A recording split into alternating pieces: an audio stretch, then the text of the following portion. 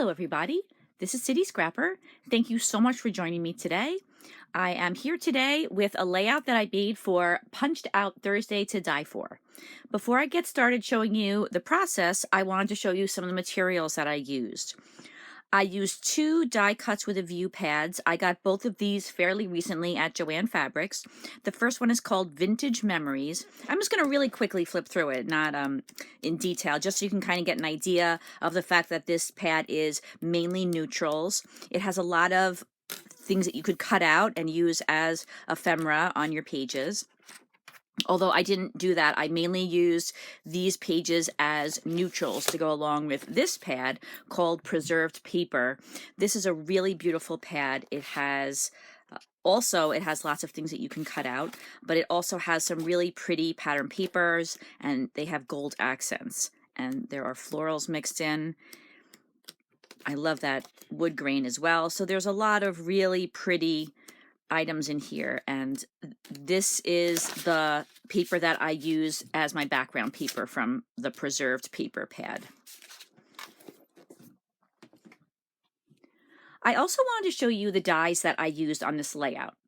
Before I started with a Punched Out Thursday to Die For, I had an idea that I could make an ephemera pack using some dies in my collection.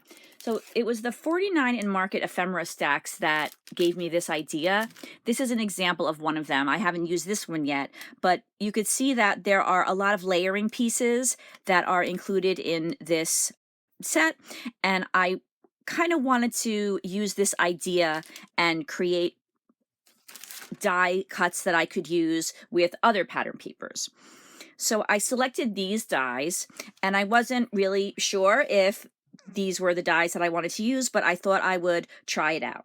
So I gathered together some basic dies, and then I never cut anything out with them. I just kind of had them on the side. So when I started with Punched Out Thursday to Die For, I thought this is the perfect opportunity to try that out.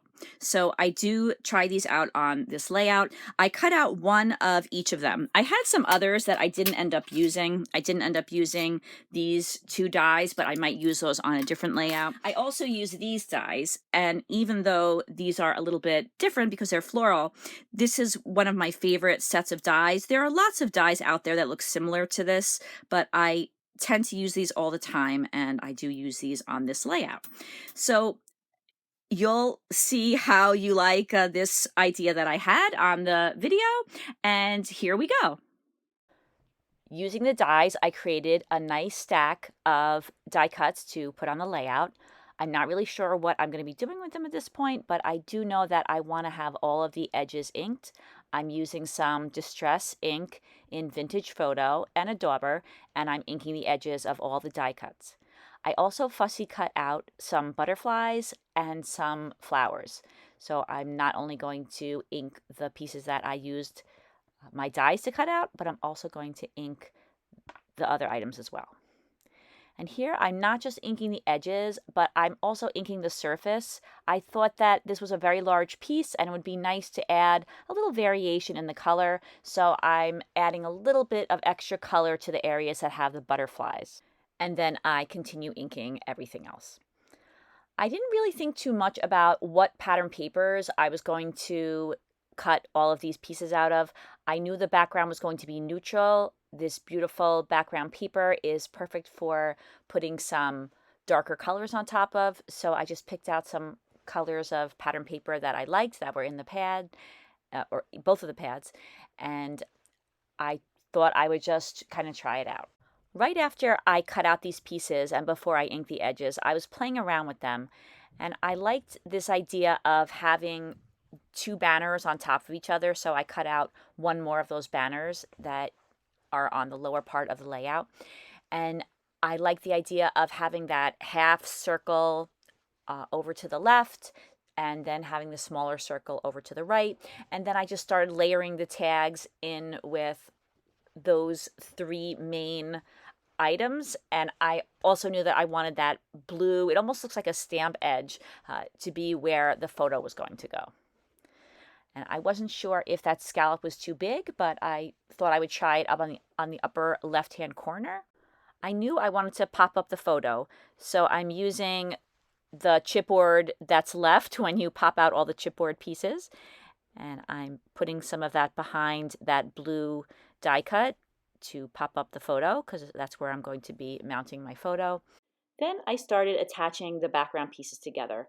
I find this a little tricky because even slight changes in positioning can make a big difference in the layout. So I like to take my time with this kind of layout where you're piecing together a background and make sure that everything is just the way that I want it before I attach it down. And that's why the ATG adhesive is great, because if you're using good quality papers, you can usually take things back apart again if something isn't exactly the way you want it. I wanted to mention that the dies that I used are from different manufacturers. Some I know the manufacturers of. I used some LDRS creative dies, and those were the brightly colored dies that I showed you earlier. And the copper colored ones, I believe, are Spellbinders dies. But years ago, I didn't save any of the manufacturer information, and then sometimes I would buy things from eBay and there really was no manufacturer information. They weren't like from large manufacturers. But now the dies that I buy are all from little stores and big stores, but I could at least tell you where they're from. But luckily, the dies that I use are the kinds of dies that there are many manufacturers who make these kinds of dies. The banners, the rectangles that are stitched around the edge, the scallop circle, and the tags. Those are all things that you can find very easily. I know that I like to be told the manufacturers of pretty much everything when I watch a YouTube video, because I do a lot of shopping based on materials that I see people using. So I'm sorry I can't give you more information on some of them, but I do think that these are dies that you'll be able to find something very similar to if you would like. While I use a lot of dies on this layout, I only used one punch, and that's to make the photo corners. I used an EK Success photo corner punch, and I'm using the dauber to ink the edges of the photo corners. I used whatever ink was left on the dauber, and I'm using only 2 photo corners. The photo is rather small, and I chose the upper left-hand corner and the lower right-hand corner because there's a little bit, just a slight slant from the upper left-hand corner to the lower right-hand corner. I have the scallop in the upper left-hand corner, and I have that small cluster in the lower right-hand corner. And also you can see that that large tag on the very top is a little bit more to the left, and those 2 large banners on the bottom are a little bit more to the right. So that's what made me choose those 2 corners to go along with that diagonal. The background is finally done, and I'm adding in some of the fussy cut roses. I think that the roses are beautiful. I love the way there are different sizes. There's a smaller one that fits very nicely into some small areas, and then there's the larger one as well. I have a certain way of arranging the clusters on the layout, and I hope that it makes sense. When I place clusters of anything on layout, I want to make sure that the clusters are in different places on the layout. So if you drew a horizontal line and a vertical line, you might hit into another cluster, but I don't want that cluster to begin at the same place that the cluster that's in the same line with it would begin. And so I hope this makes sense when I give you an example. So if you look to the left, you'll see a cluster of 3 flowers. And then if you look to the right, there's a cluster of flowers slightly above that cluster and then slightly below that cluster. And then if you look below the cluster of flowers that's on the top left, you'll see there's another cluster of flowers below it, but that cluster of flowers is slightly off to the right. I hope that that makes sense. I think that that makes the layout more interesting if things are not in the same line. And in order to give the flowers a little bit of dimension, I'm popping some of them up on foam. Not all of them, but I wanted there to be a little bit of dimension in some of the flowers. I decided that I would have kind of a mini cluster in that upper left-hand corner. I'm trimming away a little bit of the flower that was overlapping the edge. And then I wanted to add some more leaves. It looks a little bare underneath the flower, so I cut out a few leaves and I ink the edges. And I stick those in there for now, but I go back and I fix that a little bit. I think it looks a little funky. So I cut that group of 3 leaves into 3 separate leaves, and then I add those to the right-hand side of the flower, and I'm going to add more a little bit later. I wanted to add ribbon to 3 of the tags. The peach tag that is on the upper right-hand side of the cluster, that one I decided I was just going to add an enamel dot to, which I'll do in a little bit, but I wanted to add ribbon to the other 3. I only ended up adding ribbon to the 2 smaller tags. The big tag, I ended up just putting an enamel dot over that one as well, although I did initially plan on putting some ribbon on it. On the dark blue tag, I didn't add anything to reinforce the hole. I just put the ribbon right through that tag. And then for the tag I'm working with now, I put an eyelet through that, and then I added some of the blue ribbon. And earlier I had some blue ribbon through the large tag, but I just didn't end up liking that. So in the end, I put an enamel dot on that as well. And I just realized that I used 2 punches on this layout, because in the center of that very large tag, I used a We Are Memory Keepers hole reinforcer punch to punch out that circle that has the hole in it. I'm adding some embellishments to the layout. I added some pearls to each of the photo corners. Those are smaller pearls, and a really large pearl on one of the banners. I also added a title. That's a Jillibean Soup title. It says sweet. I thought that pink was the perfect color to stand out. And then I used some Felicity Jane little embellishments. There's one on the lower right-hand side. That's a circular, it's almost a little tiny tag, but I didn't like that on the upper left-hand corner, so I didn't end up keeping the other one that I had tried there on the layout. I felt that the cluster looked too much like, not like a block, but it was too separate from the background. So I'm using some of those floral die cuts, and I'm layering those onto mainly the edge of the large cluster, and I'm trying to kind of bring the background and the cluster together. I also add some of those florals on both of those clusters, the one in the upper left-hand corner and the one in the lower right-hand corner, just a little touch. And I very slightly ink the edges with some of that dauber. Again, I'm just using whatever's left on the dauber. And then here are some Felicity Jane embellishments. They had a big sale a while back, so I picked up some of their clearance items, and I've been testing those out on some of my pages. These are little enamel circles and flowers and hearts.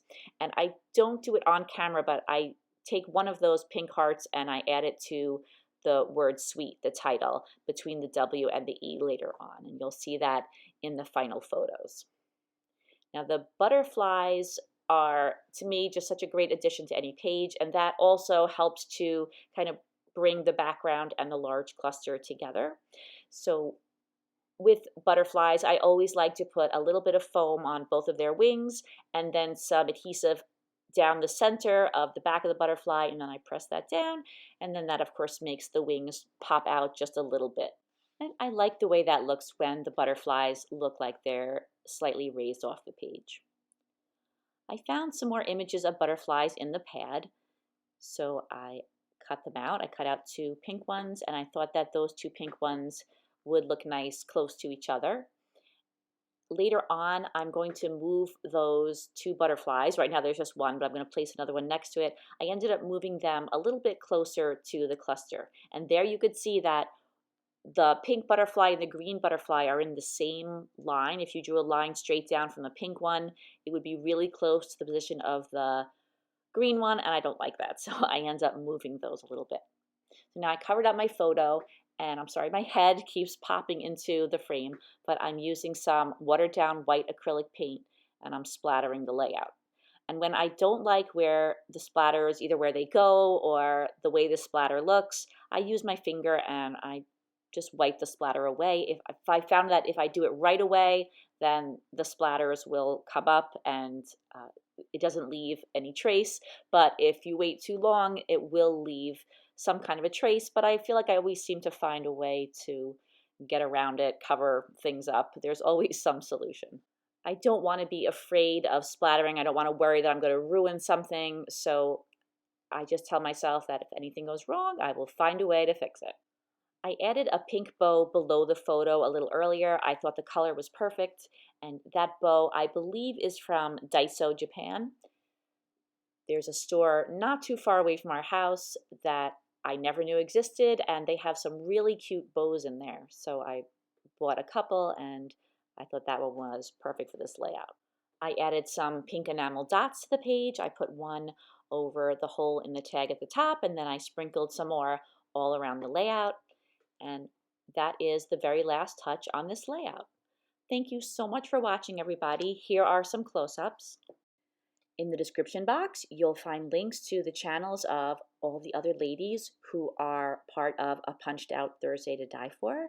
And those ladies make some gorgeous scrapbook layouts and other paper crafting projects, and I hope you will check them all out. I know I'm looking forward to watching all of their videos. Thank you so much for watching this video, everybody. I hope that you got a little bit of inspiration for your own paper crafting. I hope that everybody has a fantastic day, and I will be back again with all the other ladies next Thursday for another A Punched Out Thursday to Die For. Have a great day, everybody. Take care. Bye-bye.